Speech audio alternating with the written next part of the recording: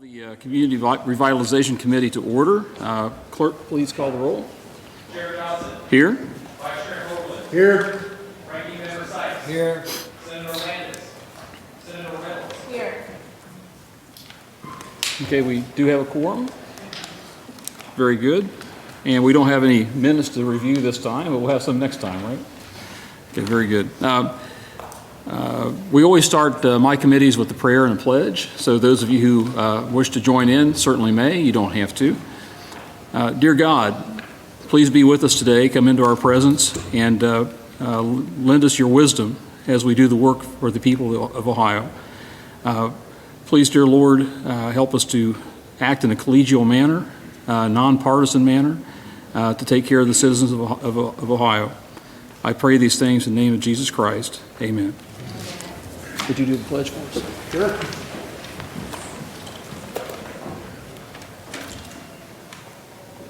I pledge allegiance to the flag of the United States of America and to the republic for which it stands, one nation, under God, indivisible, with liberty and justice for all.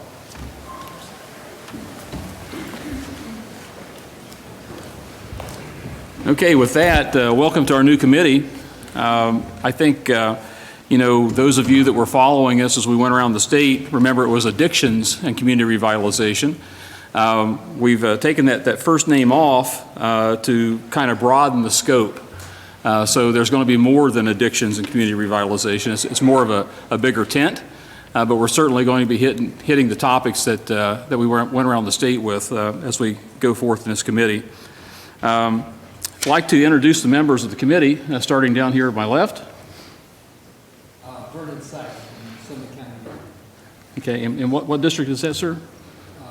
28, District number 28, State Senator Vernon Sykes. And you're our ranking minority member. Ranking minority member. The minority member.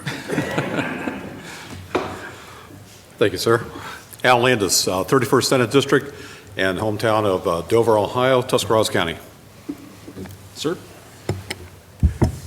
Frank Hoagland, 30th District, goes from actually north of Jefferson all the way down to Mega. Ma'am? Michelle Reynolds, Franklin County, Senate District 3, the newest senator in the GA. And delighted to have you. So you'll probably remember me from the 14th District down on the river, Scioto County, Adams County, Brown County, and Claremont County. And interestingly, a lot of people don't realize it, but a little bit of that district, Claremont County, goes into the city of Cincinnati, so a little bit past the belt. So that's what I do. Some rules. Each committee member has a set of rules that we'll abide by, I think. I do. Okay. And just to summarize things that are most important so that we'll be playing on the same page of music. Members have those rules, and if you have any questions about those, please let me know. Standing meeting time is Wednesday at 3:30 p.m. in the North Hearing Room, where we sit right now. But for the foreseeable future, we'll be meeting on Tuesdays at 2:30 p.m., and that's to accommodate some of our staffing. All testimony should be submitted to my office 24 hours prior to the committee's scheduled start time with a completed witness slip, and that will be. For any media that may attend our committee, I ask that you touch base with my staff prior to committee to complete a media slip. Any portion of the committee cannot be recorded without prior approval from the chairman, and we will definitely hold you to that. This committee will maintain proper decorum both from members and from those in attendance. I just ask everyone to be respectful and civil during proceedings and testimony, and we will hold a strict accountability for that as well.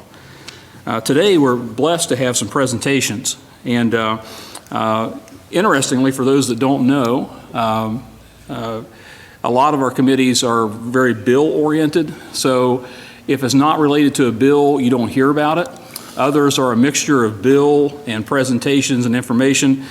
This one's going to be pretty heavy on gathering information from around the state on various topics. And so today we're going to hear from some various groups about some things that are very interesting and vital to the citizens of Ohio, and they're going to concentrate on a couple of different things. To kind of get things started, we have Cheri L. Walter. She's the Chief Executive Officer of the Ohio Association of County Behavioral and Health Authorities. And her topic is Ohio's Drug, Addiction, and Mental Health Boards, local boards serving local communities. So thank you very much for being here, and you may begin. Thank you. Good afternoon, Mr. Chairman and members of the committee. I do appreciate the opportunity to testify today, and I am Cheri Walter, the CEO of the Ohio Association of County Behavioral Health Authorities. As I begin my testimony, I want to share with you that I am a person in long-term recovery. I also have family members who deal with both mental illness and addiction issues, including my mother, who died as an alcoholic and opiate addict. I was very lucky in that I had access to mental health and addiction services and the support of family and friends. They literally saved my life and helped me be the person I am today. This is why I have a passion for working in the system and why I'm committed to helping it be as effective as possible for others in need. Because of my lived experience, I've spent my entire professional career working to help individuals. I started at the State Psychiatric Hospital in Toledo in 1978. And I have worked for community provider agencies as the Deputy Director at the Department of Youth Services, overseeing their programs, and as Assistant Director at the Department of Job and Family Services. In 2001, I became the Director here at OhioCommunities, and I'm a licensed independent chemical dependency counselor. I've given you this history because I want you to know that I have a personal passion for helping people, but I also have extensive knowledge and experience in how state and local systems work together because of the years I've been in the system. In talking with Chairman Johnson, he asked that I provide an overview of the statutory responsibilities of Ohio's local county-based alcohol, drug addiction, and mental health boards. He also asked that I discuss some of the current challenges and some current opportunities. Today, there are many, many good things occurring across Ohio's behavioral health system, but there are also some challenges that need to be addressed. Ohio's 50 ADAM boards are local governmental authorities covering all 88 counties, providing Ohioans with access to a statutorily defined continuum of care, inclusive of prevention services, crisis services, intervention, treatment, and recovery supports, including housing. Local boards are uniquely positioned to rapidly identify changing community needs, respond to crisis situations, and serve as a catalyst for change. As the go-to community experts, they serve as the hub of their local communities, facilitating partnerships and relationships with individuals in recovery and local partners and stakeholders in their board areas. Ohio's ADAM boards are governed by volunteer community members. They are statutorily empowered to plan, develop, fund, administer, and evaluate the local system of mental health and addiction services. ADAM boards must ensure a unified system of care, create a community support system that provides services in the least restrictive environment, ensure that all services are high quality, cost effective, culturally competent, based on local needs, and meet minimum standards set by the Ohio Department of Mental Health and Addiction Services. ADAM boards do this with a mix of federal, state, and local funds. As the state's partner and local government agency, ADAM boards operate in compliance with Ohio sunshine laws, with open meetings and open records. Additionally, as public stewards of taxpayer funds, boards have a responsibility to ensure accountability for public funds spent in pursuit of contracting for comprehensive, effective, efficient, and quality continuum of care in their board service area. ADAM boards are required to assess community needs and develop a plan for community services and supports every 3 years. In partnership with the Ohio Department of Mental Health and Addiction Services, ADAM boards just revamped and completed the most recent planning process.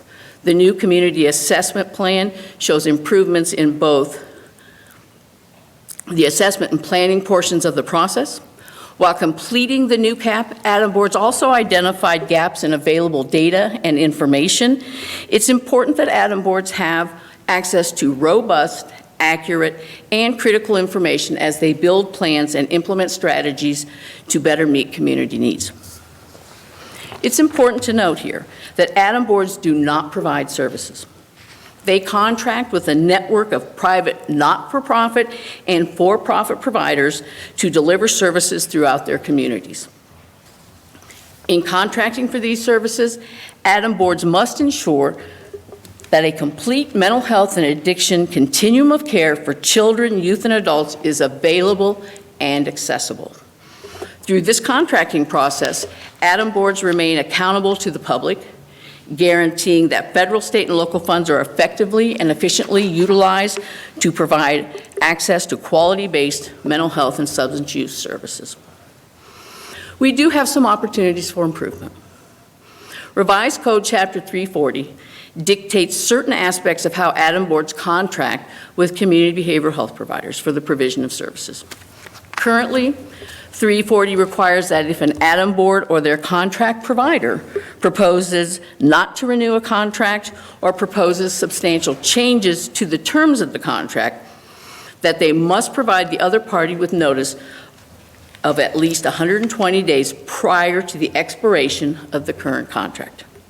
This requirement impedes ADAM boards from taking action that would best meet local system needs and best use public dollars.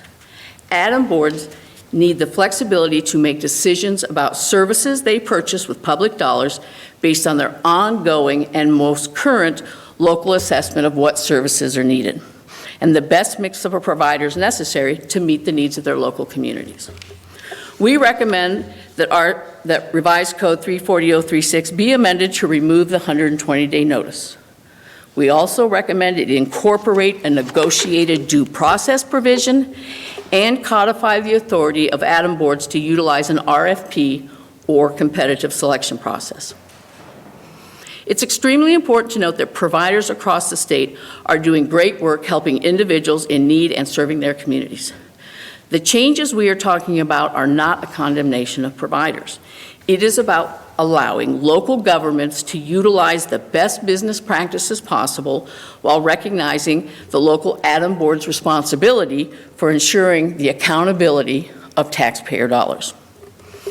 ADAM boards are in the best position to have knowledge about local citizens and the needs in their communities. In today's world, with the constant change of funding and service practices, ADAM boards need the ability, when necessary, to change the service mix and service providers, ensuring both continuity of care for individuals and a complete continuum of care that meets the needs of the local communities. At times, OhioMOS purchases services from provider agencies. When OhioMOS enters into agreements with provider agencies, they do not have the same constraints as their local county partners. They often utilize an RFP process to determine who and exactly what to fund, and they do not have to provide a 120-day notice at the end of the funding cycle. They often don't know what their funding will be until right before the state or federal fiscal year begins. And this is the exact same dynamic that local ADAM boards face every year.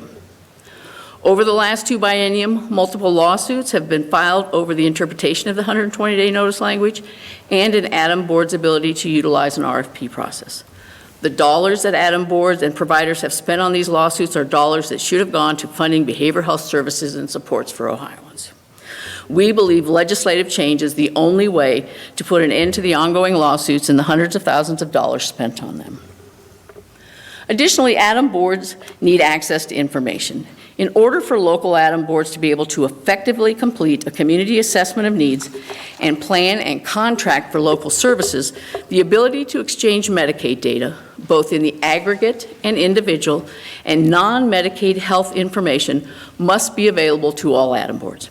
It is imperative for ADAM boards to be able to share data across board systems and with the state to most effectively meet local systems and clients' needs. ADAM boards need timely and complete information in their role as the central point of coordinating for the local behavioral health system.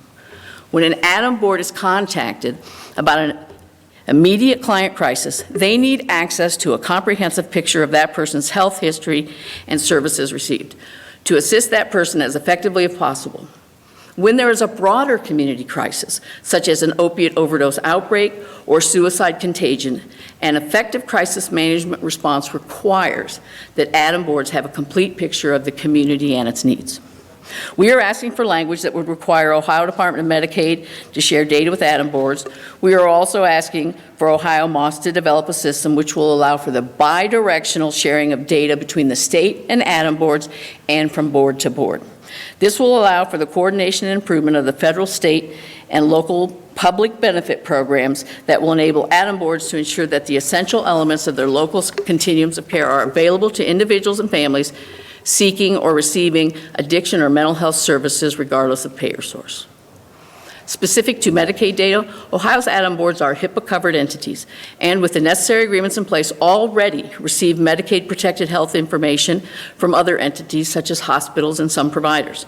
Additionally, boards are presently able to access individual Medicaid eligibility data for clients also enrolled in their local systems. By providing the exchange of information, we believe the data collection will be less burdensome on providers. We would receive Medicaid data directly from the state, and providers would only need to submit the data they are already submitting to ODM.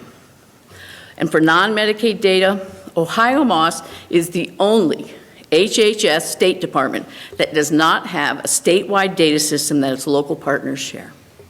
In fairness to OhioMOS today, the statewide Multi-Agency Community Services Information System, commonly called MCSIS, was discontinued by the previous administration.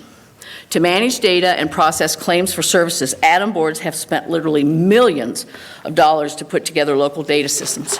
Presently, these systems are not all able to exchange data with each other or the state.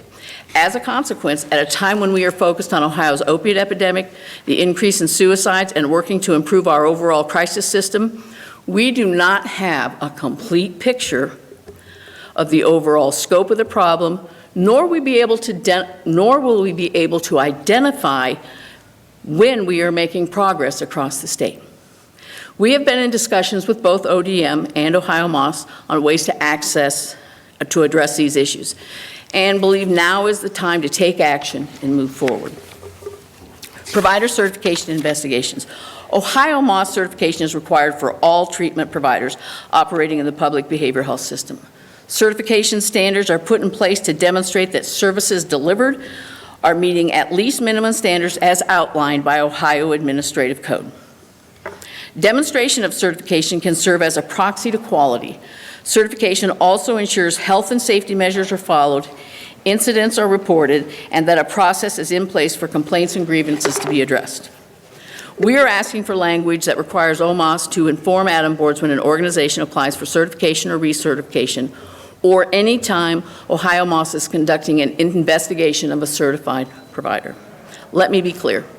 Adam boards are not asking to be a certifier of services, but we do believe that Adam boards have key information about community service needs and the service providers operating in their local communities.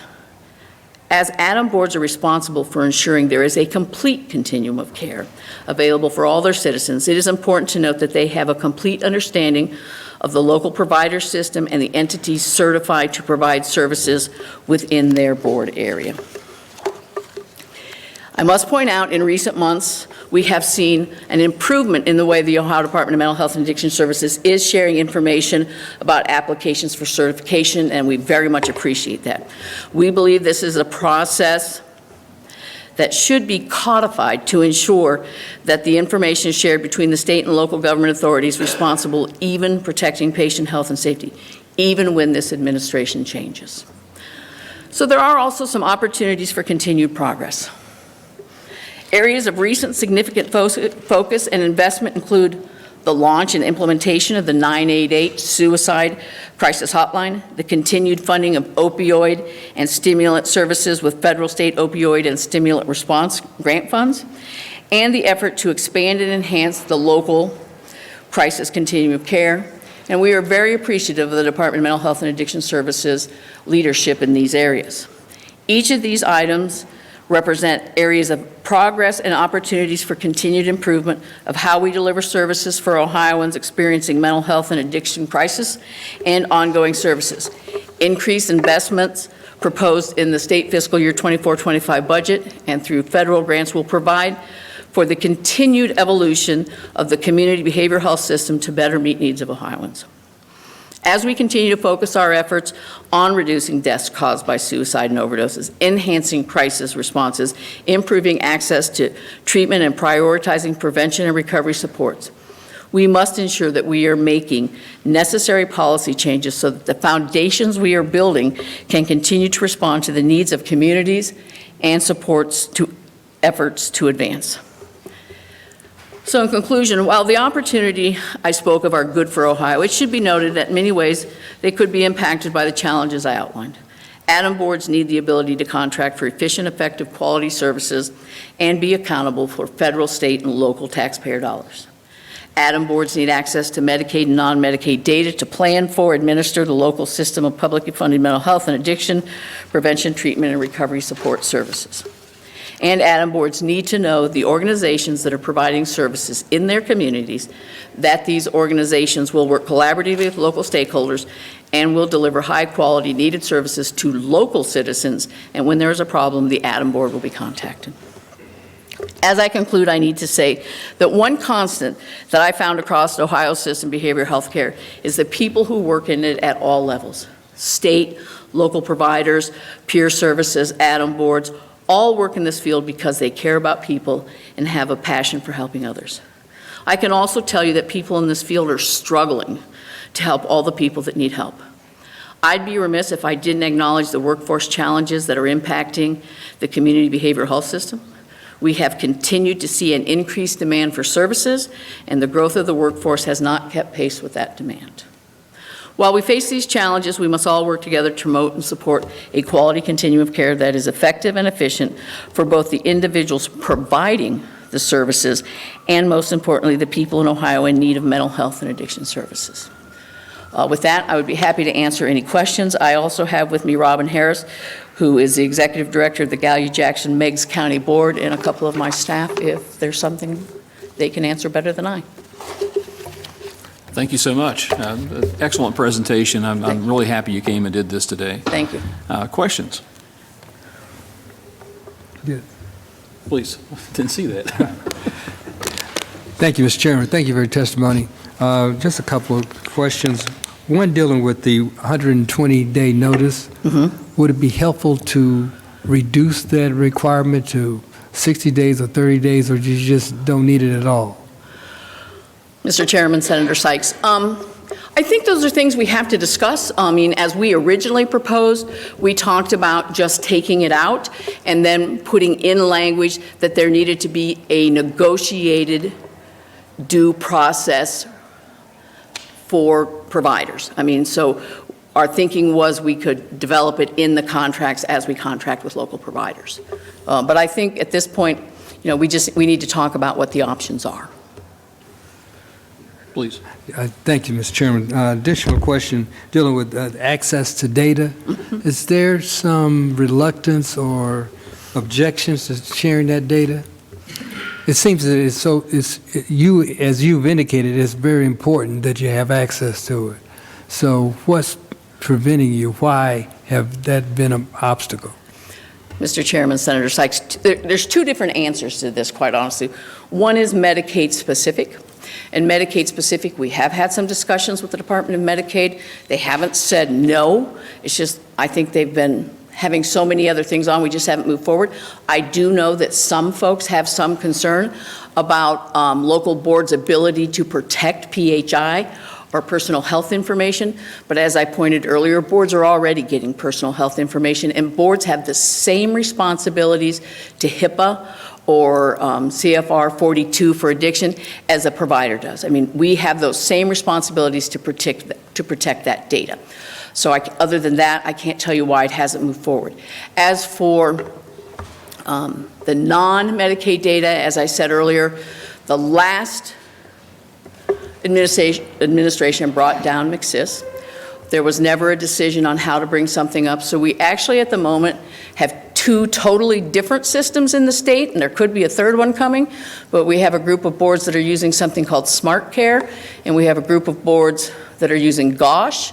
There's kind of at the moment one major Smart Care hub, and those boards, I think there are, I want to say 19, I could be wrong, that can talk to each other, and then we have a new board coming online with their own Smart Care system, and then we have the rest of the boards, which is, you know, the majority of them that are on GOSH, but there are probably 7 or 8 different hubs, and those different hubs can't talk to each other.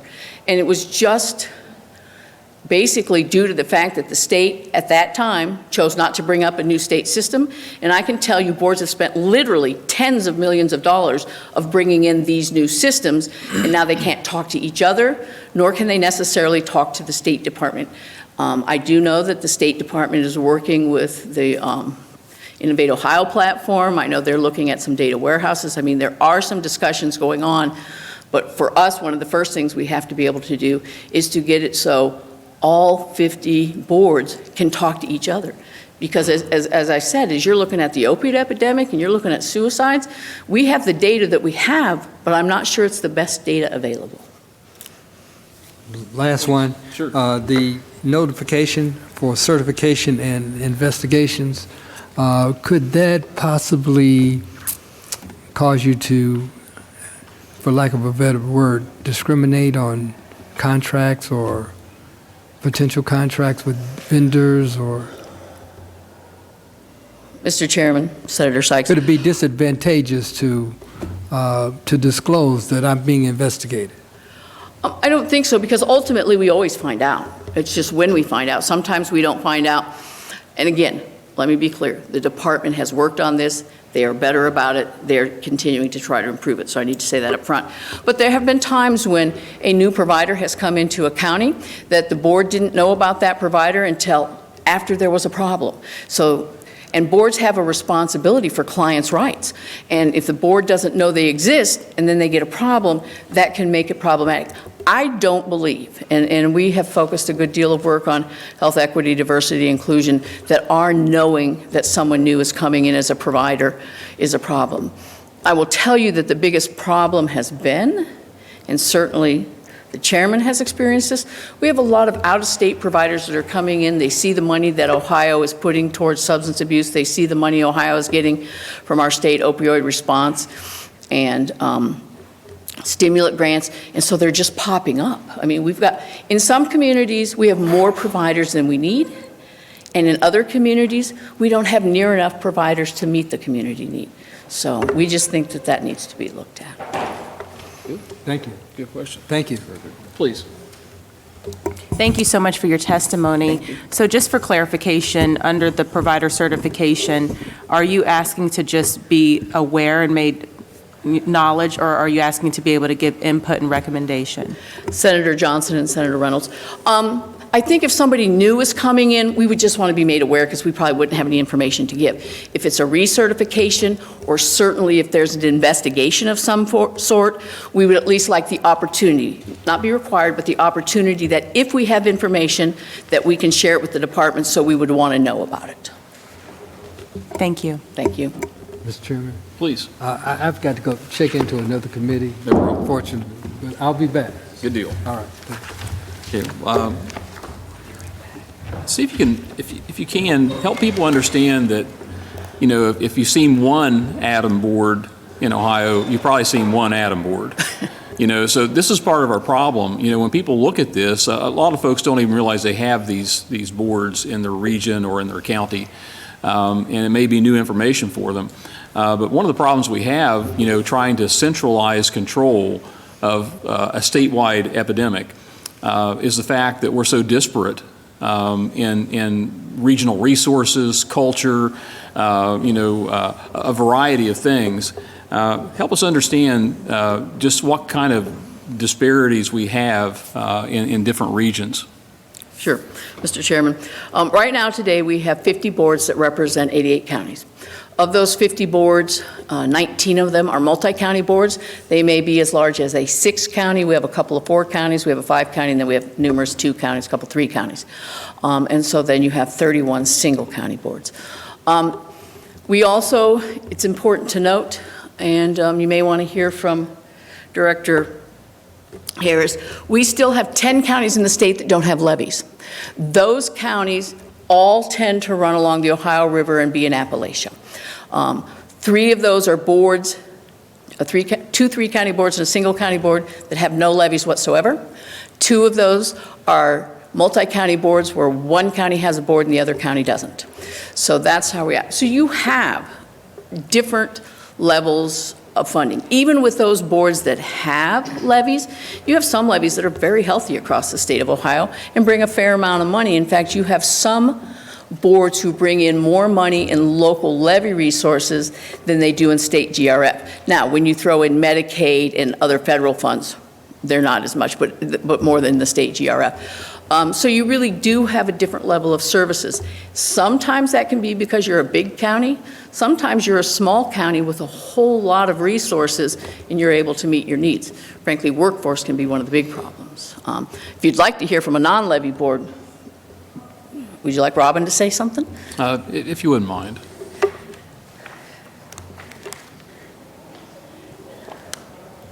Thank you, Chairman. I'm Robin Harris. I represent the Gallia-Jackson-Maggs Board. Senator Hoagland is our representative. When I talk about working within the system and working with board directors across the state, sometimes I feel like an anomaly. Other times I feel like there's a great sense of strength that comes from operating in small counties with few resources, because what we do, culturally, property taxes are frowned upon in Appalachia, as you well know.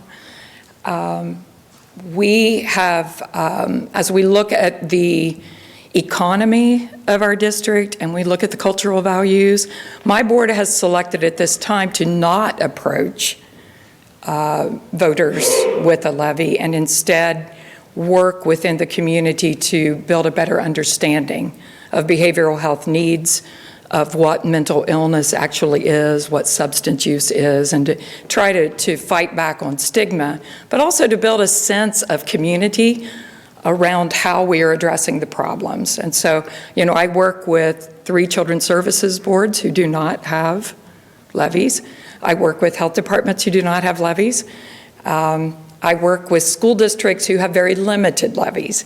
So when we are coming together to look at the needs within our community, we often have nothing to bring to the table except our commitment and what we do have. And so we share resources in planning to serve. I see a sheriff sitting back here. We work very closely with all 3 of our sheriffs. We have jails that are overcrowded, as you well know. We have to work hard to put services in there because with the lack of hospital space, we end up with people who probably should be in a hospital find themselves in a jail instead. And when they enter that jail, they lose their Medicaid. So we have some difficulty. I find myself begging the department every year for extra funds to send people in, but to support our partnership with those sheriffs and for the sheriff to understand that we are partners in this in the community, then we go out and seek those extra funds and we try to keep our crisis response available to them, medication available to people there in the jails. We work very hard with our schools. We now, in the 9 school districts we serve, we have on-site behavioral health services in all 9 school districts. Now, with the current workforce problems, that may mean that after school, I don't have enough people out there in the homes and communities. It's a struggle. It means that I'm constantly meeting with the 3 judges, the 3 juvenile judges. It also means that I'm meeting with all of the judges at all times. But we have quite a network, very, very close. And some of what Cheri said about our need to know who the providers are that are certified to provide services, it comes down to that. When a sheriff calls me and says, we had this incident over here and who are these people and why are they doing a recovery house and I don't know who they are, it's really hard for me to look at him and say, I don't know who they are either. I work very hard, even if I'm not able to, if I don't have the resources to contract with a provider, I still try to build a relationship with them so that we're all talking together, that we aren't trying to duplicate one another's services, but with low resources, that we're out there trying very hard to coordinate and build a continuum of services.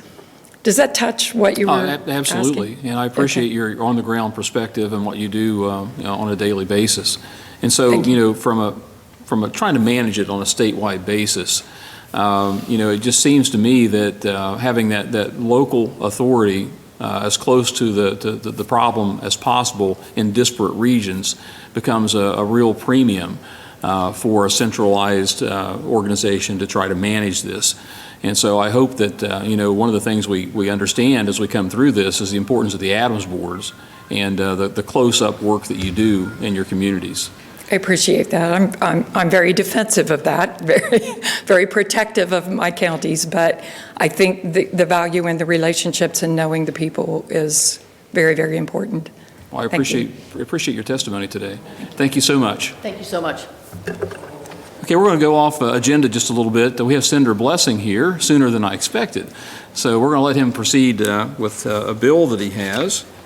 And let me make sure I get it right here. I've actually done that wrong in a committee once, so we'll get it right today. We have Senate Bill 36 to grant tenants certain bidders' rights for foreclosure sale. Did I get that right? You got it. You may proceed, sir. Thank you, Mr. Chairman. Chair Johnson, Vice Chair Hoagland, Ranking Member Sykes, thank you for the opportunity to testify on Senate Bill 36 or Senate Bill 334 for the 134th General Assembly. This legislation seeks to alter the foreclosure auction process. I'll give you the history, operation, and necessity for a bill such as this. This legislation is not new. It's actually current law in California. Sponsored by Senator Nancy Skinner, a California Democrat, it was signed into law by Governor Newsom in 2020. It was a reaction to institutional housing investors scooping up houses by the truckload through the foreclosure auction process in the aftermath of the Great Recession. Rather than flip the homes, the paradigm shifted towards turning them into permanent rentals. The operation of the bill is quite simple. It's basically a first right of refusal in the foreclosure auction bidding process. Currently, the highest bidder wins the property. The process outlined under the bill is best illustrated by example. Suppose a home is being auctioned off. Whomever wins the bid has the option to declare through an affidavit, under penalty of perjury, that they intend to be an owner-occupant. If so, then that person will simply win the bid. An investor who intends to rent the property obviously won't sign such a document, and so a new process is triggered. The winning bid is effectively held until others have a chance to either meet or exceed the bid. The first group eligible to win the bid are the so-called tenant buyers, people who are currently renting the property and are not under a handicap, such as being related to the mortgager. Like prospective owner-occupants, they're expected to sign an affidavit stating that they intend to live there and can win the home by matching the winning bid. If there are no tenant buyers, the next group are the eligible bidders. They can win the property by exceeding the bid and including groups such as community development corporations, entities dedicated to affordable housing, port authorities, and even political subdivisions. If there are no successful prospective owner-occupants, tenant buyers, or eligible bidders, then a housing investor with the original winning bid will win the property. The window of time for determination as to who is the winner could take anywhere from 15 to 45 days. The necessity for a bill like this is mainly prophylactic at this point. Today is not 2009 to 12 when most of the bulk buying occurred, but if we go through another recession or housing correction, it could ramp up again. It also serves as the opening salvo for a much broader discussion and policy push to go after private equity buying up as much housing as they can, and then turning it around into permanent rental property. It's not a difficult business model to understand. Try to get the property as cheaply as possible with a cash offer and avoid an appraisal at all costs. Evict any current tenants who are not paying the highest rate the market will bear. Ensure that CAPEX is as low as possible. Stories abound regarding tenants having to bring their own washer and dryer. And then charge the highest rate the market will bear. This is all done with ruthless efficiency, all the more so given the economies of scale that may be achieved for housing, which, unlike consumer electronics, but like education, is a public good. Do not underestimate the societal harm that institutional housing investors are causing. They're knocking out the lowest rung on the housing ladder, starter homes. This leaves prospective home buyers with an option: continue renting, which has become significantly more expensive, or roll the dice on a home outside of their price range. That puts pressure on the next rung, and so on. It definitely causes upward pressure on home prices, which is objectively bad if wages are not rising to meet those prices. How bad is it? Apparently today you need a six-figure salary to afford the median home price in this nation, according to Redfin. That is utterly shameful. There is also a business case to be made for reform. Businesses today are constantly complaining that they cannot find workers.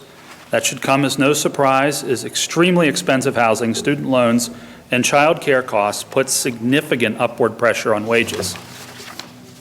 If you have children, you must live somewhere, and you must have somewhere for your children while at work. There is a choice: pay higher wages or reduce the cost of living. We never hear anything about the latter, and that, too, is a shame. Many will call for us to attack this from the supply side and build more homes to reduce prices. I would agree with that. However, that will take time, and the cheapest way to bring houses online for purchase is to eliminate the middleman, the rapacious private equity that didn't exist in this space 2 decades ago. As I mentioned previously, this is the first of many bills I intend to introduce to deal with the Amazonization of housing. Senate Bill 354 in the last GA is another such bill in the foreclosure auction space, and I'm currently working on a third that I believe will be the silver bullet to the overall problem of institutional housing investors. Co-sponsor request went out for that today. I'd also point out that this is far more bipartisan than you might imagine. Thank you for your time, and I'll answer any questions you may have. Very welcome. Appreciate that. And it's always good to hear that something actually is bipartisan, so way to go. Question? Thank you, Senator Blessing, for your testimony. My question with respect to the first right of refusal process with the first round of tenant buyers, are you envisioning there some sort of restrictive covenant that says that you have to own or occupy this house for so long before you yourself can rent it? So, to the senator, through the chairwoman, or through the chairman to the senator. Good Lord, where am I today? Trying to get my thoughts straight. Yes. So the one of the eligibility criteria is that you must take the property within 60 days of the deed being recorded, and in that affidavit sign that you're going to live there for at least 1 year. Follow up? Please. Thank you, Chairman. So they would have to live there for at least a year, but they themselves then can become a landlord if they want to and rent out their property. Through the chairman to the senator, that is correct. It is something that I've thought about. Should that be increased? Should I change that in some way? But in many respects, it does slow things down and knock out the bulk buying, which was the overall problem and could be again. Thank you. Please. Thank you, Chairman. Thank you, Senator. And to say that you're passionate about this would be an understatement, because I think if they woke you up at 2 o'clock in the morning, that's the first thing you would talk about. But again, your passion is certainly appreciated, and it's something that I've seen growing in my district, the number of rental properties, and the fact that the owners are not living there. And now, let me ask you this. This is going to be tied up pretty tightly, that it's going to be more than a mailing address for the owner. Am I correct on that? Through the chairman to the senator, could you clarify a little bit? That they're not, that they're living elsewhere, and they just put that down as a mailing address, that they are living there, that there's going to be some type of verification of occupancy? Yeah. Through the chairman to the senator, that is correct. That's all in. So if you win the bid, not only do you have to obviously provide like a cashier's check with the money, but you also have to bring documentation there stating all of this. That is, yeah, you are correct about that. And this is, sir, to follow up, and this is aimed at the large volumes that are being purchased at one time by corporate, folks like that. Am I correct on that? Through the chairman to the senator, that is correct. Although this was more of an issue back in 2012-ish, when they were, in the aftermath of the Great Recession, when there was this great backlog of properties. It would have been more important back then, to do something like this. Since then, it's less of a problem. However, it does bring more awareness to the issue. In addition, I think it's prophylactic in the sense, put in my testimony, if we do go through a recession and there's more houses that wind up in the foreclosure auction process, you don't have history repeating itself, and it does potentially give potential homeowners a leg up. Thank you, sir. One follow-up, one more. Go ahead. Okay, thank you, Senator. Again, just one more. You mentioned the need for housing in Ohio with the job growth. Corporate housing, would this fall under that bill, where a company would go in and buy a block of rental properties for their employees to come in to a particular area? Would that be an issue with that? To the Senator, through the Chairman, no, I don't believe so. You're talking about developing a block of, is that what you're? Yes. Yeah, no, this would not affect that. Thank you. Thank you, Chairman. Very good. And not to go on too long here, but, I think you've certainly looked at this from a perspective of first-time home ownership being a good thing for a community. Well, why is it good? Well, thank you, Mr. Chairman. Well, I mean, you have family formation, you have an opportunity to build intergenerational wealth. I think I read, I can't remember where exactly, that homeowners have, over time, 40 times the amount of wealth that renters do. It's easier to start a family, it's more stable. For the folks that were, really big on rent control, it's truly the ultimate rent control if you have a fixed rate mortgage. So, and that's, to say nothing about just sort of the, intangible benefit of being a homeowner and the responsibility for home, that sort of entails. Very good. And it seems like, we're sort of drifting away from the classic American dream. But I think the cornerstone of the American dream that we grew up with was owning your own home, having a family there, setting down roots in a community. So you would agree with that, I think. Oh, absolutely. Very good. And so that's sort of the thrust of your bill? Correct. Excellent. Thank you very much for coming today. Thank you. And this will stand as the first hearing for your bill. Thank you, Mr. Chairman.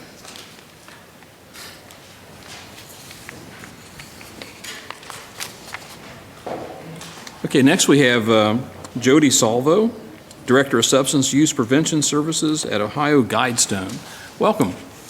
Good afternoon. Chair Johnson, Vice Chair Hoagland, Ranking Member Sykes, and Member of the Senate Community Revitalization Committee. Thank you for the opportunity to speak on the physical and social impact of addiction on Ohio communities and our youth.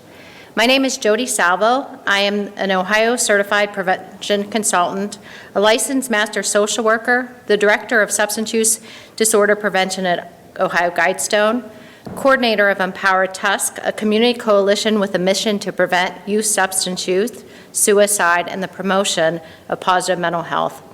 I'm on the board of directors for the Ohio Prevention Professional Association, the past president, and on the advisory committee for Ohio Statewide Prevention Coalition Association, and I'm on the Ohio Counselor Social Work and Marriage and Family Therapist Board. As a prevention provider and a social worker, I'd like to provide information on the needs of Ohio's communities due to the impact addiction has had on our families and our communities. First, I thank you for your service and commitment to address the addiction epidemic and to find real solutions to the ever-worsening crisis. Today, I'm going to provide information on the importance of prioritizing community prevention to reduce the number of young people that fall prey to early initiation of substances. Age of first use or initial experimentation is an important factor in the clinical trajectory of drug abuse or dependence.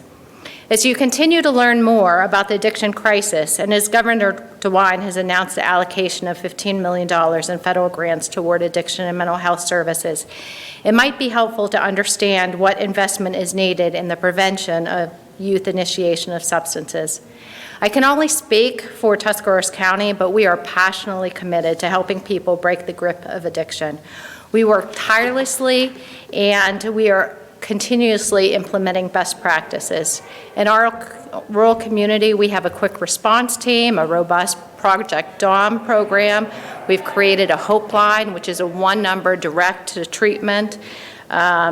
We use peer supports, medication-assisted treatment, rapid access programs, stigma reduction campaigns, and the list goes on.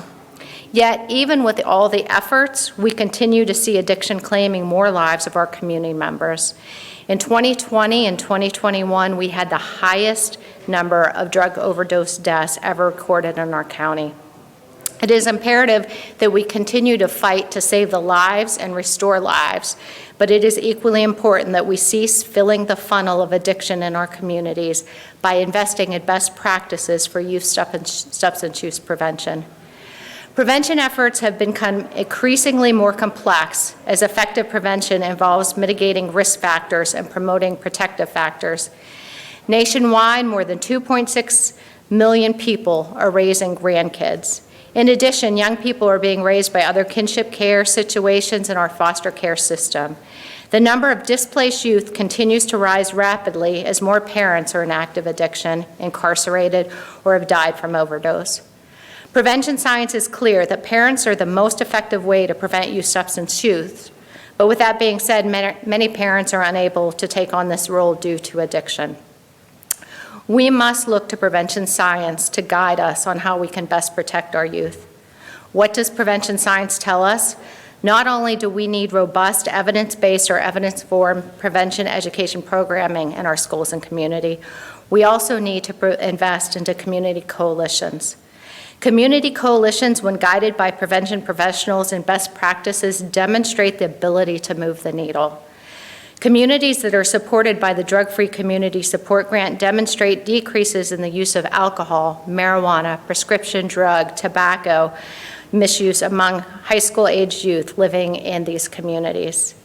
If we invest in Ohio coalitions guided by prevention professionals and use a model from the Community Anti-Drug Coalitions of America with the 7 strategies that can bring about community change, we can expect to see a reduction in youth substance use. What does research show as effective community prevention? It's commitment to both individual and environmental prevention. Individual prevention includes providing information, education, skill-building development opportunities, and environmental prevention involves engaging 12 sectors, reducing access and availability, changing social and community norms, creating or modifying local policies that have the ability to decrease youth use. The big picture of a comprehensive community prevention program involves a commitment to ensuring our young people are being raised in healthy communities, community environments, where the promotion of alcohol, marijuana, nicotine, over-the-counter medications, and prescription drugs are minimized. What I'd like you to understand as you learn more about substance use prevention as a way out of the addiction crisis is that any legislation around substances of addiction might have the potential to increase youth use and initiation. For example, most any legislation to decrease regulation around alcohol and marijuana will ultimately have an impact on youth use. The reason why is because our youth already have a decreased perception of harm around these two substances. Youth substance use is highly connected to perception of harm. An adolescent's perception of the risks associated with substance use is an important determination of whether he or she will engage in substance use. Therefore, when we expand alcohol promotion, for example, and I'm just picking one, designated outdoor refreshment areas. As an adult, I can see where I can enjoy those environments, but sometimes as adults, if our role is to protect our young people, we just have to weigh out the costs and benefits of that. So in our rural community, and we've had some conversations about designated outdoor refreshment areas, the issue is if we have communities coming out, we're in the midst of an addiction epidemic. We're coming out of a pandemic. We're faced with the highest amounts of addiction, overdoses that we've ever seen. And our young people might not have the protective factors they need, and they don't have lived environments free of alcohol. It further decreases the perception of harm and normalizes use. So it's one of those things that, can we see the benefit of doors in certain communities? Absolutely, but we have to step back and say, how does this affect our young people's perceptions of substances? What we know about substances is the earlier the use, the greater the chance of addiction. So when I'm, as a preventionist, my goal is either to prevent use or delay the onset. So honestly, if someone does not have a family history of substance use, if they delay the onset to 21 or until the brain is developed 24, 25, their chance of addiction is actually very low. But the earlier they initiate, it's just because the brain is not developed. They have the substance, it's in their brain if it makes them feel good, and they don't have negative consequences, that chance of use continues to increase, and that's where we get into dependence and addiction. So in our communities, what we're struggling with is we continue to normalize substance use, sometimes with the adults feeling, well, I'm an adult, it's an adult decision, but sometimes we just need to step back and say, if we want to get a handle of the addiction crisis, my goodness, we got to stop filling the funnel. I just kind of jumped off of where I was at, so let me get to where we're at. I just wanted to say that perception of harm is really important when we look at youth substance use. And I wanted to say the same is true when we look at smoking with traditional cigarettes and we look at prescription drug misuse, that opioid misuse. They're the lowest of our youth use here in our state. Why? Because our young people have a very high risk perception on those two substances because we've done a great job. We've educated really well. The tobacco use and opioid medications are harmful. With that being said, vaping, nicotine, marijuana use, and alcohol use have a very low perception of harm with our young people. So those are those areas that we really need to be mindful. I also want to say we're very cautious with prevention science, not to just attack one substance. We use best practices because what we do know is we play whack-a-mole when we say this substance is harmful. Because what happens, we focus on this and then the use goes up somewhere else. So we follow best practices of what provides positive outcomes for youth substance use. So applying the same prevention principles around decreased perception of harm of youth substance use, we need to be very careful around marijuana legislation. When we look at expanding Ohio's medical marijuana program, we need to be really mindful of calling marijuana medicine and yet not treating it like medicine. The perception that vaping marijuana and marijuana gummies is medicine is confusing to our youth, and I have that conversation all the time with our young ones.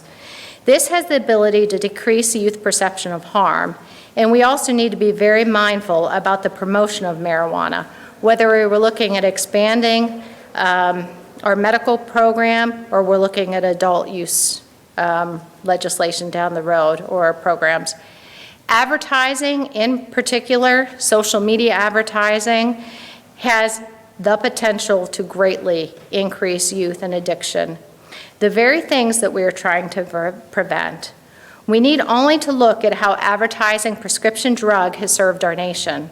The United States and New Zealand, they're the only two countries that allow drug makers to directly market consumers. The United States by far takes more pills than any other country, followed only by New Zealand. Is that a coincidence? We can also look at the impact advertising with big tobacco has had. They marketed, when you look back in the day, that their product was healthy, it was all natural, it had medical benefit, it promoted everybody is doing it, and they hooked generations upon generations. We also need to note that that same very playbook was used with our vaping, with our young people. It was instrumental in hooking our young people with this new nicotine crisis. We can't dismiss that the nicotine addiction that our current generation is battling, we had gone from historically low tobacco use rates to, we can't get in front of how do we help our young people stop being addicted to nicotine. And it is a problem our schools face every day. I get calls every single day about how do we stop youth addiction. In addition to big tobacco using the same playbook to hook new generations in the vaping industry, it is also evident that the cannabis industry is also using big tobacco's playbook page by page. Please note, advertising creates a decreased perception of harm, and a decreased perception of harm among our young people creates increased youth use. Is advertising marijuana for medicine going to go well for Ohio? Senate Bill 9 is unfettered advertising for marijuana as medicine. Please take a moment to consider the impact big tobacco and big pharma advertising had on addiction and the opioid epidemic. Research has shown that higher average exposure to medical marijuana advertising is associated with higher average use, intentions to use, and positive expectancies. As you take action to find solutions to end our addiction crisis, please continue to be mindful that it is our responsibility to protect Ohio's youth. The last thing we want is for one more child to succumb to substance use and addiction. I want to caution any adult in minimizing the impact that any youth initiation or experimentation can have on our young people. Drugs of today are not the same drugs of the past. Substances are way more potent, and most any drug can be adulterated. We cannot risk our young people playing Russian roulette, as it is a deadly game. If we want to have an impact on the addiction crisis, we must prioritize our young people, families, and communities over any economic benefit we might see from any addiction for-profit industry. We must always consider if our financial gains are more precious than our societal cost. I thank you for your time. I would welcome any questions about what youth substance use looks like now, what addiction in our communities looks like, the challenges that we face with preventing youth substance use, the effectiveness of community coalitions. So I'm here to answer any questions. Thank you. You're very welcome. I really appreciate your testimony. Thank you. And certainly when you talk about prevention, and I think that the entire nation has come to realize that with the opioid crisis, when you're trying to help someone with opioid addiction in particular, you're talking about a very time and resource intensive project with a very low yield. Yeah. Wouldn't it have been better if we could have prevented that from happening societally to begin with? And I think you're also hitting on some things that people don't really realize, because they think, well, they just went out and did a Darvocet, or they did a Lortab, and magically, at that moment they became addicted. It sounds like it's a process. Absolutely is. And I will tell you, people do not become heroin addicts overnight. They don't become addicted to methamphetamines over time. And we have our sheriff here from our county, and I've heard him speak many, many, many times. I've heard the judges from our community speak many times. When they ask, what was your drug of initiation? It goes back to alcohol and marijuana. And I will tell you what, even in my years in the field, it's changed. What addiction looks like, what substance of initiation looks like really has changed. Used to be tobacco, alcohol, and then it took a little bit of time before you saw youth marijuana use or merging into other substances. But what we've seen in particularly these last few years, alcohol use starts, but my goodness, that vaping epidemic with the nicotine has really accelerated youth use and addiction. So what happened, probably about 2017, before we were talking about this as adults, our young people absolutely were targeted around the vaping epidemic, or using vaping devices. The issue with that is those devices are sleek, they're easy to conceal, they're easy to hide, and they're unregulated. So the amount of nicotine, honestly, young people can be addicted in 2 to 3 days. That didn't happen with traditional cigarettes. A traditional cigarette, you weren't meant to breathe it into your lungs. It was uncomfortable. So if they were trying it, they were probably trying to look cool.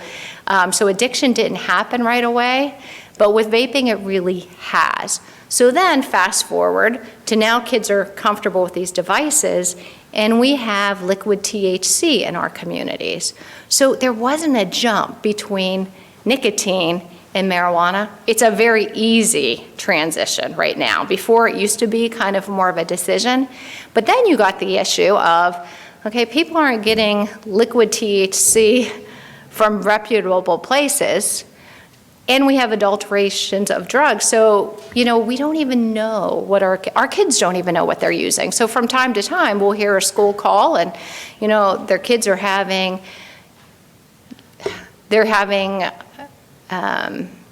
signs, symptoms that do not look like a regular marijuana use.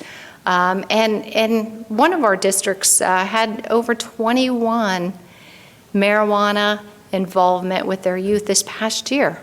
I mean, when you talk about that's youth using in their schools, don't tell me that's not impacting graduation rate, employment rate, certainly the on-ramp for addiction. If we have young people smoking marijuana in 6th and 7th grade, the way addiction works is you need more and more over time. So we can pretty much expect if you're starting at 14 and 15 because of that vaping device, that we're going to expect to see more problems as they get older.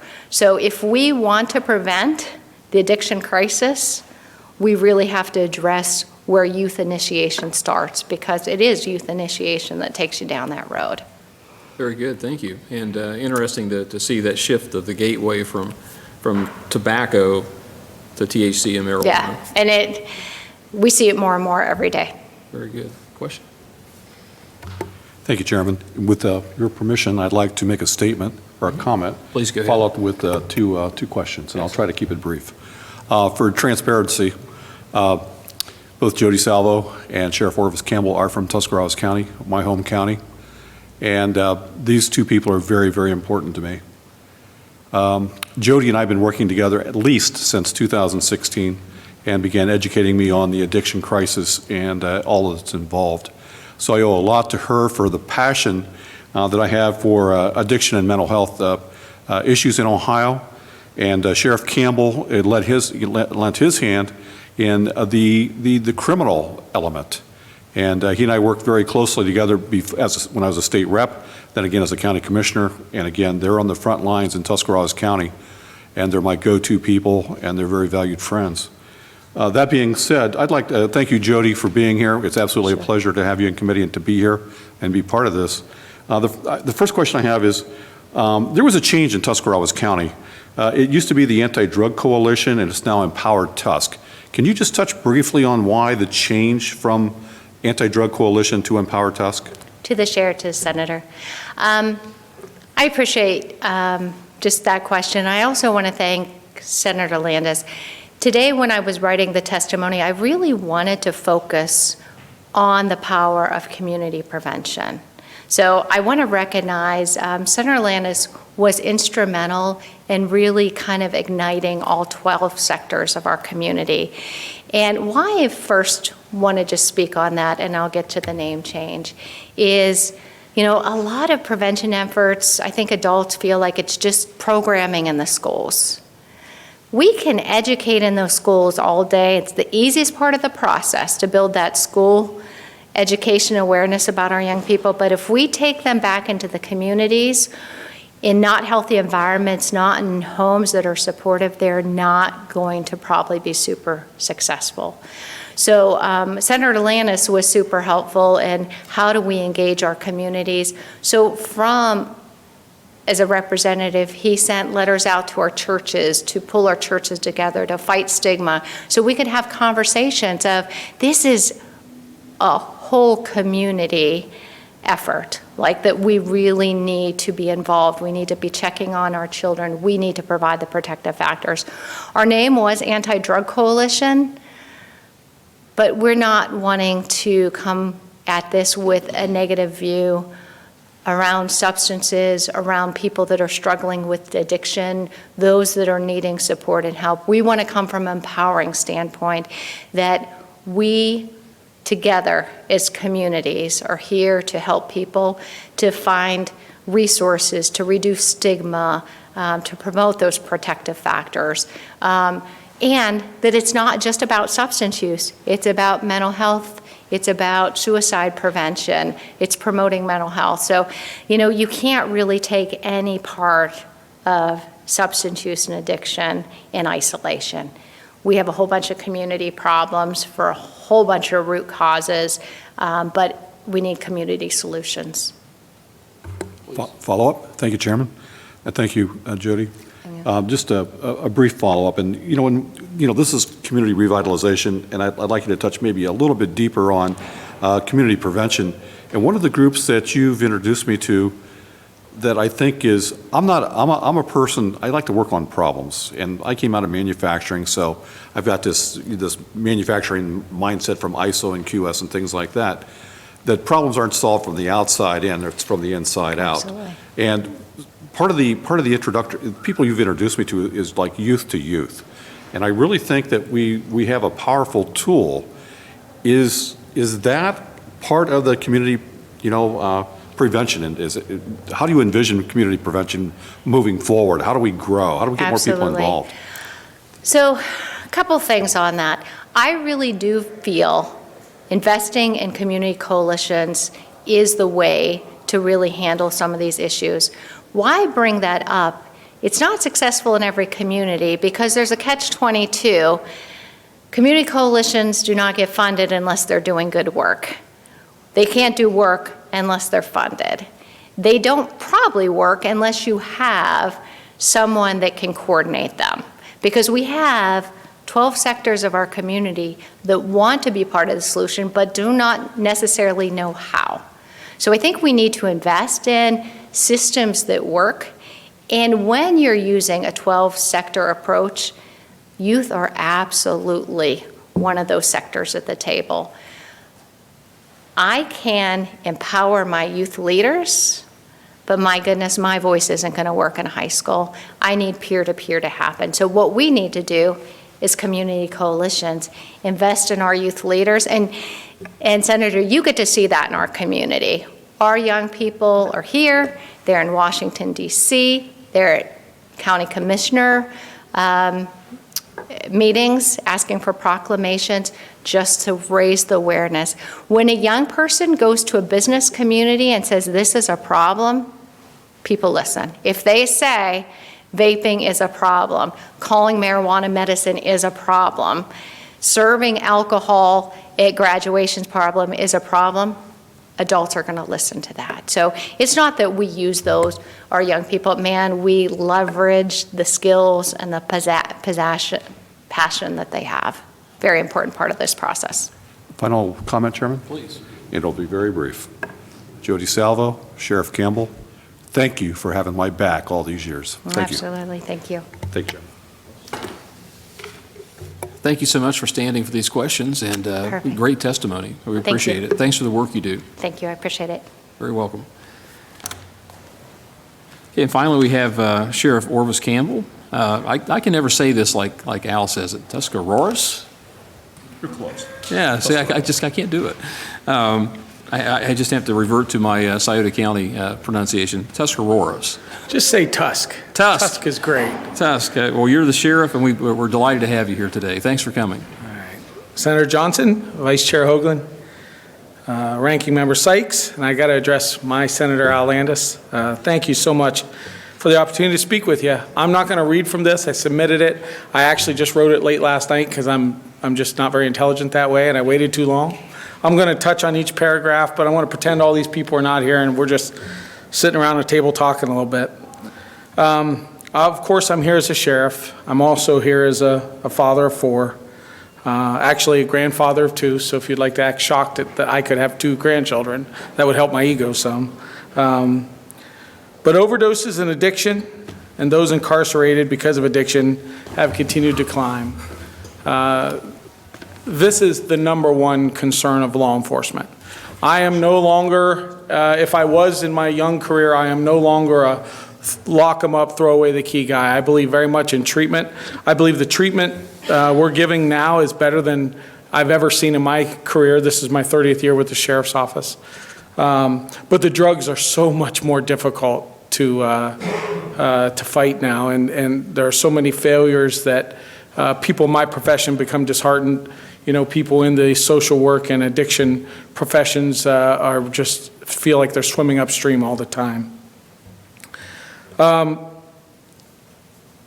My talk typically turns a little unpopular here because I can't talk about addiction without talking about marijuana. And I know this isn't a marijuana hearing.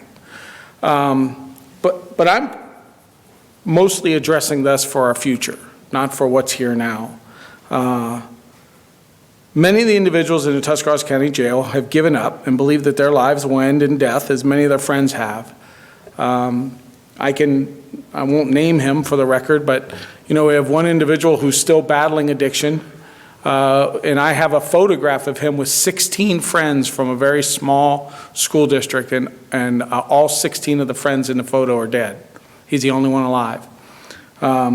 He had actually made it clean for a couple of years, did well, got a job, and has again struggled and fallen off the wagon. These individuals are in and out of jail and rehabilitation programs constantly, and more often than not, they leave behind broken children who seem to pick up right where their parents leave off. Our communities, and Ms. Salvo and I did not at all speak about our testimony, so you'll hear a couple things repeated, but our communities took decades to finally bring down smoking of cigarettes among children. I think that if you ask children now what they think about cigarettes, they'll say that they're bad for you and they smell terrible, and most of them don't want anything to do with it. Smoking is down in large numbers from what it used to be. Back in the days when it was advertised as something glamorous or sexy or, the cool thing to do. But the marijuana industry has recognized this. They recognize that kids don't want to smell like smoke. They recognize that smoking things, actual ingestion of smoke is bad for you. So the marijuana industry is countered by introducing products that can be vaped and eaten in gummy type materials. These materials obviously don't smell, and they're also difficult for parents and law enforcement to recognize that is going on. Of course, with the edible forms of marijuana, we're talking about very, very large doses of very small pieces. I'm sure you've heard the testimony before that one small gummy bear is actually 10 doses. And that's not very realistic when you're thinking about youth using them. I want to speak to you a little bit about a young man named Eric. I go pretty far back with Eric. I was hired as a juvenile probation officer when I was 18 years old. And Eric was one that I dealt with. Eric has been in and out of the Tuscarawas County Jail and Ohio prison since he was barely an adult. Eric is convinced that there is no way out of addiction for him other than death, just like his brother and many of his friends. Eric has used drugs since he was a juvenile. I know this because I was his probation officer, and Eric was first introduced to drugs by being given marijuana by his parents. Eric has overdosed several times on harder drugs, been brought back to life with the use of naloxone. And during a recent jail conversation, I asked Eric how far back he would have to go to turn his life around. And it's really rare to get this kind of an answer, even though I know many of them feel this way, but you have to find someone who's at the very bottom of their life at that moment to get pure honesty. And Eric, without hesitation, says he would have to go back to a time before he had ever used marijuana. I told him that surprised me because so many inmates will say that, marijuana is the only thing they use and they don't use any of the bad stuff as though marijuana was good stuff. But Eric said no, that's when his life changed. Eric began to use marijuana and his entire life quickly became about getting high. His friends changed, and the good friends that he did have began to distance themselves from him. He was left with only his drug-using friends, all of whom shared that party all the time attitude and led him to try other more dangerous drugs when marijuana no longer quenched his appetite. Keep in mind, this was the marijuana of 1990, not the up to 90% THC permissible as proposed by Senate Bill 9 that's before legislation now. I don't have a single statistic in my little talk because there's plenty of those here and they're easy to find. All I would suggest is find anybody on the front lines of whatever battle that you respect. Superintendents, drug counselors, law enforcement, I don't care which profession you will tell you. They will tell you that the marijuana industry is a definite threat to our communities and maybe the most significant threat to our youth. I believe that, the vaping products especially have really taken off because of that lack of smell and the fact that it's difficult to detect even in a public place, and also because it's been advertised as healthy. People are like, it's just marijuana, it's medicine. How bad can it be? One local student right now is in Cleveland Clinic Hospital as he's in a coma after using a vaping marijuana product. I don't have his drug results. I can't tell you if it was laced with something else, but I can tell you that neither can any of the kids using these products to know what's truly in them. We recently had to deal with a 14-year-old boy who shot himself in front of his two siblings while playing Russian roulette. Now, ironically, Jodi Salvo used the term Russian roulette too, but I mean it in its original form. The young man was seen by his two younger siblings, who were 8 and 11, taking some sort of drug they believed to be a gummy substance, and that he started acting weird, put a gun to his head, pulled the trigger. The 11-year-old called 911 and performed CPR the entire time. When we got there, our deputies took over on CPR, and the parents, there was nobody there but the kids at the time, and the parents showed up while we were doing CPR, and the most unbelievable thing happened as the EMTs got there and took over the care and began to transport the kid out. The parents immediately went into commenting on the fact that they had their home decorated with 8 bongs on their mantle. I can't explain this enough, but marijuana is a culture. It's a culture that leads to really bad things. And as this committee, which I am intrigued by, and I think will follow closely because of its title. I mean, the title of this committee, to revitalize our communities, is fascinating, to take on any problem, really, and try to find a solution for it. I think this committee needs to just understand one thing. The more drugs are available, the more addiction and death will be, and it's really that simple. You can call it medical marijuana. I've got all kinds of problems with that law. There are sicknesses on there. I know they can't be debated now. It's already law, but we can recommend medical marijuana for CTE, chronic traumatic encephalopathy. That's the disease that you get from boxing or from NFL players hitting their head. But it's such a bizarre thing in the law because that disease cannot, by any doctor, not by the greatest doctor or surgeon in the world, cannot be diagnosed until you're dead and they dissect your brain. But it's somehow made it into Ohio's law, and you can recommend marijuana for that. It's just downright dishonest, and it's a problem. We need to be telling our kids that drugs are bad. That's the only message there is. There is only one marijuana industry. In my county, it's 93,000 people. We have a lot of doctors. We have a Cleveland Clinic hospital there, and we have a lot of doctors. We only have one who recommends marijuana. Why would only one recommend marijuana if it was such a great medicine? And it just turns out that doctor happens to have been in a real estate transactions for many years with the guy he's in business with the marijuana dispensary, who's been to federal prison for drug trafficking and money laundering. This is a dishonest business, and we're telling our kids it's good, and it's not good. And I urge this committee to do anything that you can to get this out there. Senate Bill 9 is terrifying to people like me, to superintendents, to drug dependency counselors, because we read in it the potential for advertising.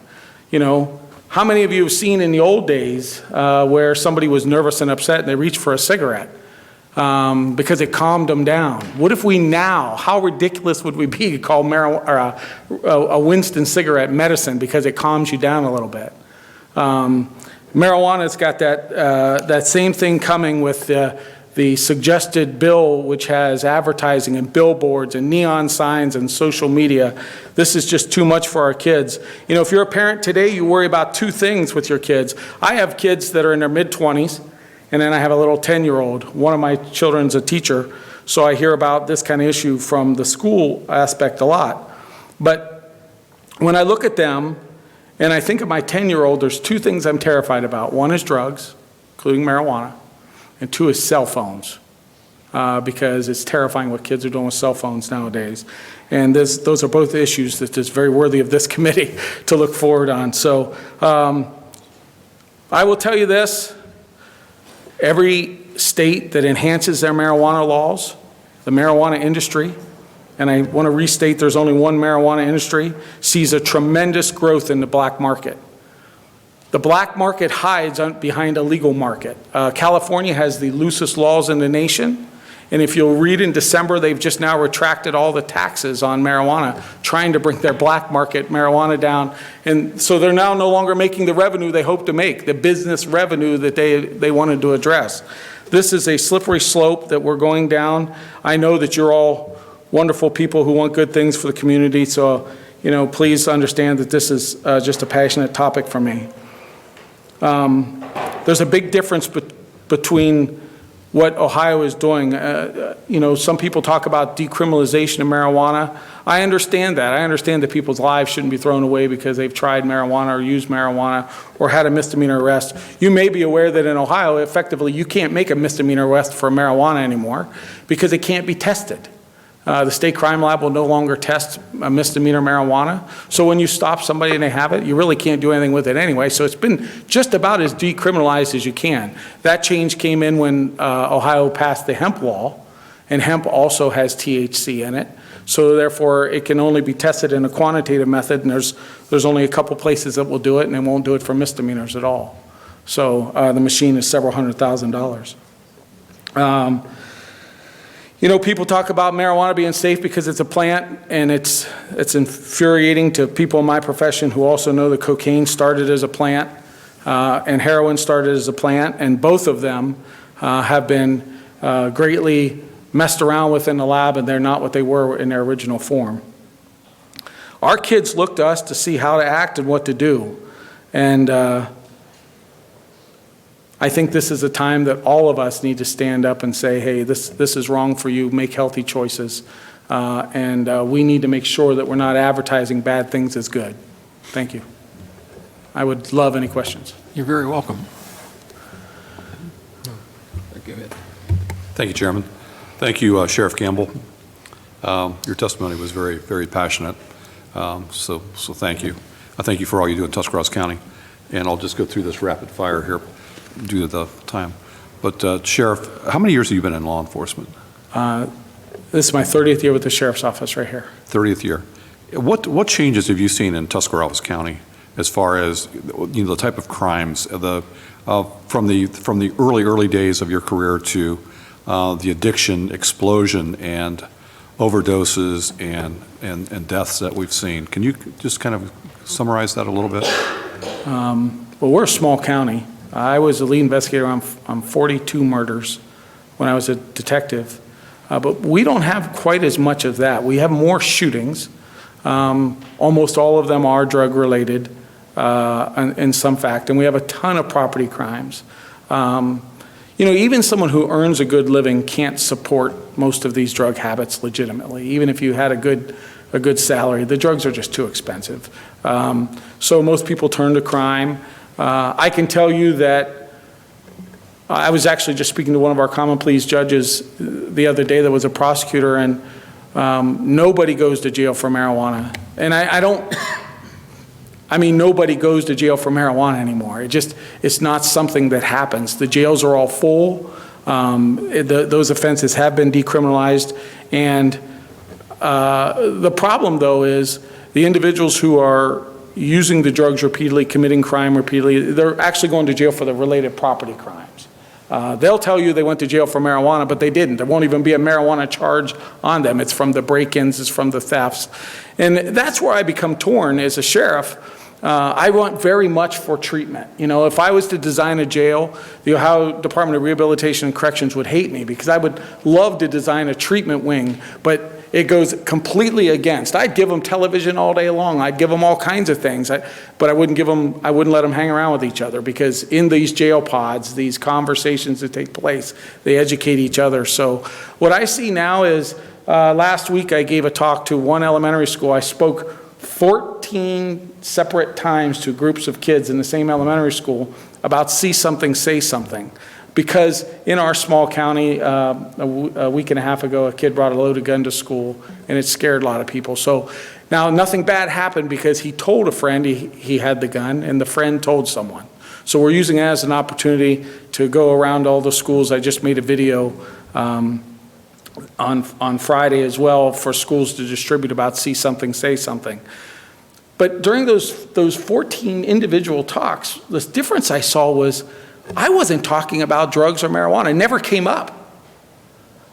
But twice in that elementary school, 2 kids wanted to tell me that how marijuana was good. They just wanted to tell me and said, you know, they felt proud to announce that someone in their family uses marijuana. And that's changed. I don't want people to feel ashamed if they've got a problem, because I think there was a time when that was there. I think that people who use heroin and methamphetamine now are still ashamed. They don't brag about it. They may talk about it with their friends, but they don't go to the average individual and say, hey, I'm a heroin addict, I'm a meth user. They don't think it's cool. They know it's looked down upon, but they're very proud to tell you that they're into this marijuana scene, and that's a big change for me. Follow up? Thank you, Chairman. And Sheriff, thank you so much. And just kind of like, I'm not putting words in your mouth, but it appears that possibly a lot of our crime, or the majority of our crime, is somehow drug-related. Is that fair? When we were keeping track, and we've honestly stopped, it was in the high 80th percentile. Wow. Yeah. So just to move to kind of somewhat of a more positive spin on things, and what Tuscarawas County is doing with folks like, you know, Empower Tusk and Jodi and Cheri Metzger and Adams Board and things like that. Can you talk a little bit about is it the QRT, the Quick Response Team, or the Rapid Response Team? Sure, yeah. I wish I could say we were the first. We weren't. We stole the idea from another county. But we go out every week and we visit everybody that had an overdose. And you have to take some precautions. So it's a team of 3. It is a law enforcement officer, it's a deputy from my office, it's a paramedic, and it's a counselor. And honestly, if it goes right, 2 of the 3 should just get to sit there and do nothing, because it's a counselor's deal. The paramedic is only there in case we walk in and are overdosing. It has happened. The law enforcement is there to protect them. Some of these individuals become paranoid about who's knocking on their door. So that is one of the things we do, and we have a lot of luck getting them in to something, and some of them succeed, but not nearly enough, which is how people in the profession become, you know, pained by seeing the same people over and over again. I have a paramedic that works in the jail. There's one girl that comes in. He also runs an ambulance on the street, and he saved this girl 11 times with naloxone, where she was completely out. And that's not an unusual story, which is why it terrifies me, you know, of our youth in the future and thinking about, you know, what they're doing. People knock on today's youth. I will tell you, and I mean this isn't just something I'm saying, the young deputies I've hired, the young ones that I've just hired in the last few years, are the best I've seen in 30 years. They really want to change the world. They are idealistic. They do need more pats on the back than you or I did when we were young. That's true. But they are idealistic, and they want to solve problems, and they want to help people with addiction. And when you see kids that are, you know, have strayed and seem so bad, I usually find, and it's not always the case, I have definite exceptions for this, but it's usually because we have maybe the worst generation of parents, not the worst generation of kids. And so that's where, you know, is my idea of government, and why I'm here today is, you know, our first order of government is to try to protect people and tell the truth. And, you know, if the parents of today aren't going to tell people the danger of drugs, then I think government's got to. And I think it's where the medical marijuana terminology gets very scary. I have zero issue with anything that's truly medical being used. I spoke to Dr. Patel, and Anoop Patel has got one of the very first marijuana drugs passed through the FDA. He's right here from Ohio and right here from this town. He's a doctor at Nationwide Children's Hospital. He worked on for years a drug called Epidiolex to treat kids with seizures. But what's fascinating about him is you have to understand why he did it in the first place. Because he was working with kids with seizures who were going to Colorado to get medical marijuana and were having seizures. And 2 of them were in comas. And he said, there's got to be a better way. You know, these marijuana products, the reason the federal government hasn't looked at them is mainly a dosage issue. The CBD can have great uses, but they have difficulty dosing it. And obviously one of the most important things with a real medicine is being able to dose it. Every ibuprofen you take is 200 milligrams, and you know that when you buy it and it says it on the bottle. And that's part of the safety of it, the time release of it. And there's a big problem with marijuana being used as medicine because it just doesn't operate the same. Very good. Chairman, thank you for your testimony, Orvis. And Chairman, thank you for indulging me. Thank you very much. And, you know, you mentioned, and Ms. Salvo mentioned it also, the specter of advertising. And we know advertising works. I did not watch the Super Bowl, by the way, but had I watched the Super Bowl, I would have known that people were, companies were spending an awful lot of money on advertisements. Yeah. And so if you have good financing, you can put together a pretty good ad. And then if you have a database of American addiction, what it takes to sell somebody a product that they'll have to use for quite a long time, you can make a lot of money off of, they're going to do a pretty good ad campaign. And then when you look at, one of the most important cultural impactors that we have, movies, television, let's just look at alcohol. If you're inclined to use alcohol, you're certainly encouraged to use it everywhere you look. Yeah. And kids want to grow up. They don't want to be kids anymore, particularly when they hit 13, 14. Last thing they want to do is be a kid. They want the freedom of being an adult, and they want to be perceived as an adult. And if that independence is having a cigarette in your mouth, smoking marijuana, having a beer, you get 5 or 6 17-year-old boys together, and give them a 6-pack of beer somehow, they'll go after it. Because they perceive that that's an adult thing to do, it's a cool thing to do, it's an acceptable thing to do. And, when something's legal, and your mom and dad are having alcohol ice cream, and your really cool uncle's dropping, these marijuana gummies, it becomes a cultural shift that's incredibly difficult to turn back. And, if that first step used to be tobacco to get the nicotine, but then it changed to vaping to get the nicotine, and then it became, you're very quickly addicted to nicotine, that moves you down the addiction spectrum. And the next thing you know, you're using marijuana, and there's nothing wrong with it. And you see that by all the cultural norms shifting, and then you actually have the government promoting it. Yeah. That's a pretty powerful advertising cultural message that we're sending. And, you're trying to get our heads around what do we do to blunt meth? What do we do to blunt opioids? What do we do to blunt the cartels having a ready market? And yet we're seemingly, shooting ourselves in the foot by, promoting marijuana. So, this is a forum for discussion, and to take this message out to the people of Ohio, and to have a law enforcement officer come in today that's had your boots on the ground, and you actually, have your hands dirty with the mess. I really appreciate you coming in and doing this, sir. Thanks for your service. Thank you. You said it all better than I did. I appreciate you. Sure. God bless. Thank you. Oh, wait, we have a question. Sir? A question.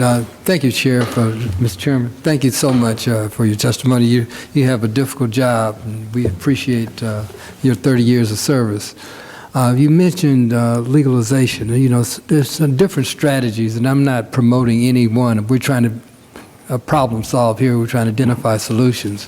But some folks think that so much of the crime is alcohol and drug related, particularly drug related, because of the addiction or the need to get it. So you commit a crime so you can purchase it. And some folks think that by legalizing it and giving access to it, that it would limit the amount of crime, criminal activity, you would eliminate the idea or the criminal activity associated with you obtaining a substance that you need. What are your thoughts on that? I think that I can speak a little bit personally about marijuana, meaning that if I'm sure you have connections with your counties with their drug task forces. Nobody works the marijuana cases anymore. Those have pretty much been abandoned. I think the idea of giving people criminal records over simple marijuana use is a time gone by. And I think that even law enforcement has bought into that mostly.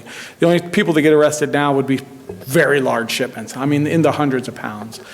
The only other thing I can speak to is purely academic on my part, reading about areas in the other portions of the country who are trying that same type of thing, such as Portland, and trying to, give the drugs out even and to get rid of the stigma and to help people from overdosing. None of their statistics are favorable. So, there's a lot of things in this realm of addiction that are controversial. Giving out naloxone. You always hear, I can't believe we give out naloxone, but we charge $600 for the EpiPen or whatever it is, and people are just infuriated by that. My agency was the first in our county to give out naloxone. We carried naloxone and gave it. And I won't lie when I tell you that there was some staff members that looked at me like, come on, is this who we're really trying to, make a priority? But, and this sounds like a stump speech, but it's really how I believe simply. I believe that you save every life you can save, and you don't look back. You don't make judgments. You don't try to determine who deserves to stay alive, because, on a morning that I fight with my wife, there might not be many of us that I would think deserve to survive. But I never win. Yeah, on any given day, you save every life you can. If you look at the numbers of charges that come through the court, all of the courts. I mean, all of our courts, I guarantee you, whatever county you're from you're from Port... Summit County. Summit, okay. You will see that there are far more property crimes coming through than drug charges, other than accompanied with those, because that's how we get called to them typically. It is true that you can stop an addict just about any day of the week, and if you're that kind of guy who wants an easy charge because he's going to have methamphetamine on him, he's going to have them. But I don't think we want to tell the community that the response is simply to just make it legal to possess that, because you'll also hear the stories of the individuals who are passed out with their kids in the back of the car, or what just happened in our little town of New Philadelphia. Individual passed out with his foot on the brake, with the needle stuck in his arm because he just injected leaving a store. So I don't think we can go that way. I mean, I think that sometimes the individuals who do successfully complete treatment start, in the criminal justice system. For example, some of the medication-assisted therapy was only initially available in jails. Vivitrol, for example, in Tuscarawas County, we were the only place that would give Vivitrol to help on the opioid epidemic and heroin. And if you're not familiar with Vivitrol, I'm sure you all are, but it's a drug that blocks, your brain's ability to actually get high. You lose the craving, but even if you take it, you can't get high. But it has some risk to it. So a lot of doctors didn't know a lot about it, wanted to stay away from it. So we asked our jail doctor to take some training on it, and he did, and we were the first. Now, of course, I think we're probably the lowest provider in our county, because the addiction therapist specialists have taken over. They've realized it's much safer than taking heroin, and it's given out there, and many of those individuals are avoiding the criminal justice system completely. That's what we want. When I said earlier that I was torn between individuals, the same people who are using constantly are also typically stealing constantly. So I've got this individual who needs treatment, and I really do want him to have it. And I've got this individual who's coming in time after things are being stolen from his house, furious, and wants it to stop because he knows where the drug house is, at the end of their street. So it's a difficult battle, but, I'm definitely rooting for I'm definitely rooting for treatment, because I think that's the only way that we're going to get these people out of the system. And then, of course, I'm in the kid business. I want to protect everybody, but I want to protect kids first. So I have to look at them first and foremost, and I think prevention is going to be our way out. It was our way out of smoking, and it's going to be our way out of this as well. Thank you. Thank you. Thank you. Thank you very much for that answer. And please, Ms. Salvo.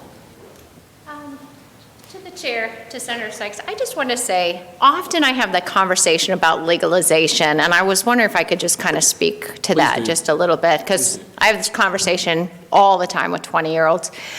You know, I think in our world, that conversation of can we legalize drugs, will that reduce diversion? I think what we need to understand, not everybody that uses substances become addicted. And a lot of it comes back to just kind of my original testimony. We as humans, if we have increased risk factors, we call them now adverse childhood experiences. I know there's about 10 questions, and if I ask someone, if someone has probably more than 5 or 6 yeses, my parents incarcerated, this is going on, addictions in my family, their chance of addiction is much, much higher. There's a lot more work that needs to be done. So some people feel like I use marijuana, I use alcohol, I don't have problems with it, and that can be very true.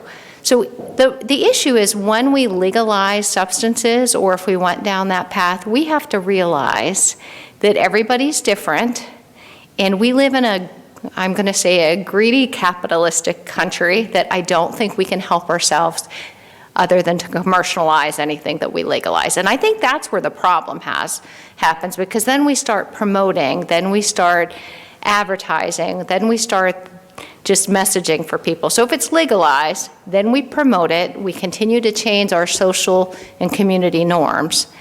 But persons that are addicted, they are not the ones that are going to be going to the legal market. There's going to be tax on the legal market, it's going to be a higher price, and I can promise you the illicit market is going to go cheaper and more potent and more adulterated. So in an ideal world, you know, people think, well, let's just run this as a business. But that does not work for those that are struggling with addiction. And at the end of the day, we need to say whether maybe I could use without dealing with addiction. We need to care about our whole society, and we have a society at risk right now, especially coming out of the pandemic. Mental health issues, addiction issues, inability to have homes. I mean, all of those issues really play into people's risk factors for addiction.